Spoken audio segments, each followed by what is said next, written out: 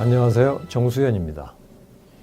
중국이 경제 강국으로 부상하면서 미래의 먹거리를 걱정하는 사람이 적지 않습니다. 우리가 기술을 개발하여 수출을 하던 품목들에서 거대 자본을 가진 중국이 계속 추격해오니 글로벌 경쟁력을 유지하기가 쉽지 않아졌습니다. 이런 상황에서 우리는 어떤 전략을 써야 할까요?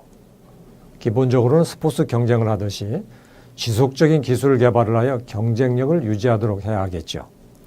그러나 이것이 보기보다 쉽지 않으므로 약간 다른 차원의 전략을 생각할 수도 있을 것입니다. 즉, 남들이 잘 보지 못하는 부분을 개발하여 새로운 경쟁력을 확보하는 것입니다. 오늘은 눈에 잘 보이지 않는 무형의 자산을 알아보고 그것을 개발하는 것에 관한 말씀을 드리고자 합니다. 우리나라가 내세울 수 있는 자원은 누가 뭐래도 인적 자원일 것입니다. 한국의 인적 자원이 우수하다는 것은 이미 정평이 나 있습니다. 자연 자원이 빈약하기 때문에 우리는 사람 자체를 자원으로 할 수밖에 없고, 그래서 인적 가치를 높이려는 교육열이 세계에서 가장 높습니다.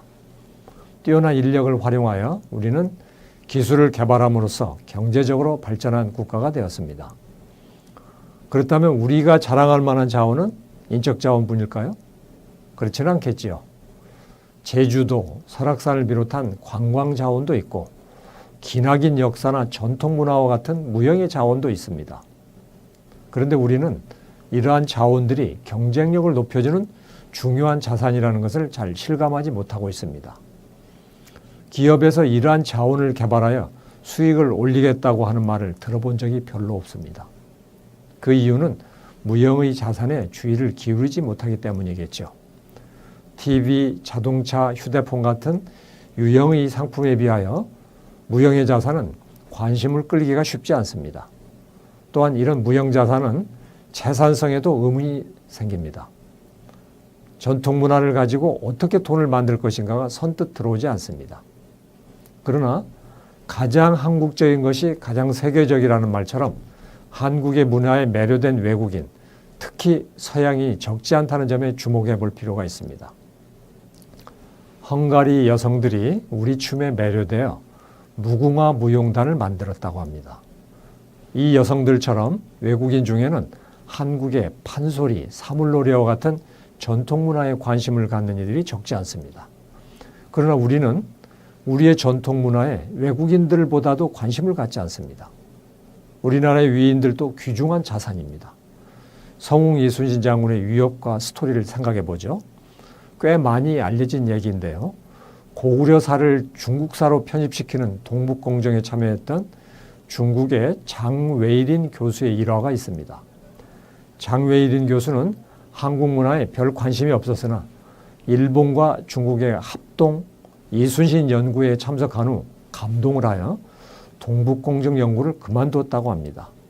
장 교수는 학생들에게 청나라의 멸망에 관한 강의를 하며 400년 전에 거북선을 만들어 조선을 지킨 이순신 장군이야말로 청나라를 구할 수 있는 유일한 인물이라고 얘기했다고 합니다. 이 강의가 끝났을 때 학생들로부터 기립박수를 받았고 어떤 학생은 눈물을 흘리기도 했다고 합니다.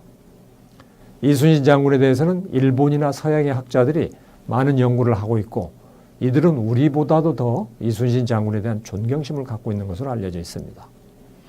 이 외에도 우리는 새마을운동, 대장금, 한글 등 무형의 자산이 많이 있습니다. 이런 자산을 활용하여 수익을 올리는 것도 훌륭한 마케팅일 것입니다. 바둑을 통해서 보면 무형의 자산이 어떤 가치를 갖는가를 실감하실 수 있습니다. 바둑을 둘 때 프로기사들은 수시로 형세 판단을 합니다. 형세 판단은 서로의 집수를 비교하여 누가 얼마만큼 앞서 있는가를 평가하는 것으로 기업으로 치면 재무 상태를 파악하는 것이고 가계로 치면 자산이 어느 정도인가를 판단하는 것에 비유할 수 있습니다.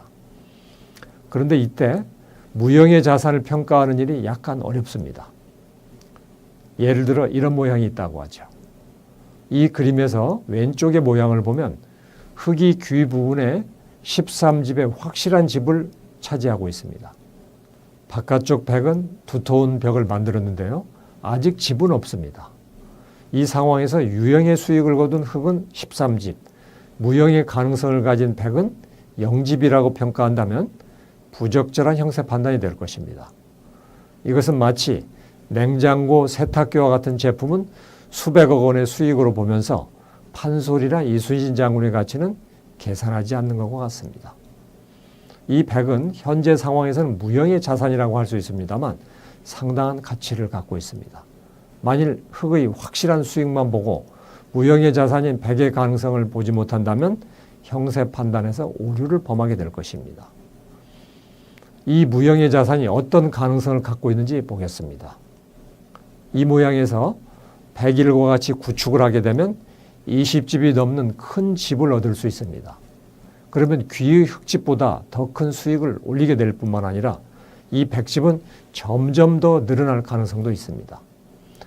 이것은 판소리를 넣은 뮤지컬이 싸이의 말춤처럼 히트를 한다거나 이순신 장군의 영화나 드라마가 한류 열풍을 일으킨 것에 비유할 수 있습니다.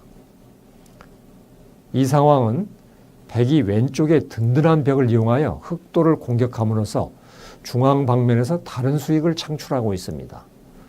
무형의 자산이 다른 가치를 창출하는 것으로 이것은 판소리나 이순신 장군 콘텐츠가 자체적인 수익보다도 한국의 국가적 이미지를 높인다거나 외국인의 관광을 촉진하는 등으로 다른 수익 창출에 기여하는 것과 같습니다. 이 예처럼 무형의 자산이 유형의 제품 못지않게 경제적, 문화적 효과를 가져다 줄 가능성이 있습니다. 진정한 경영의 고수라면 이런 부분을 볼 줄 알아야겠죠. 개개의 기업에도 눈에 보이지 않는 자산이 있습니다. 예를 들어 직원들의 다양한 경험과 지식, 실패담과 성공담 같은 것이 무형의 자산이겠죠. 또한 직원 개개인의 인간관계 같은 것도 자산이 될 수 있습니다. 제조업이라고 해서 꼭 물품을 제조하는 기술과 인력만이 자원은 아닐 것입니다. 생각을 바꾼다면 이러한 경험과 지식을 마케팅할 수도 있을 것입니다. 흔히 문화 콘텐츠 분야에서는 원소스 멀티유스라는 말을 합니다. 하나의 콘텐츠로 여러 가지 상품을 만들 수 있다는 뜻입니다. 이와 비슷한 맥락에서 제품을 제조하는 기술을 활용하여 다양한 상품을 만들 수도 있을 것입니다. 바둑에서 고수들은 눈에 보이는 현금 자산과 함께 무형의 가치를 계산한다는 것을 보셨습니다. 기업에서도 무형의 자산을 보는 눈이 필요합니다. 그런 시각으로 주변을 돌아보신다면 여러분의 경쟁력은 더욱더 높아질 것입니다.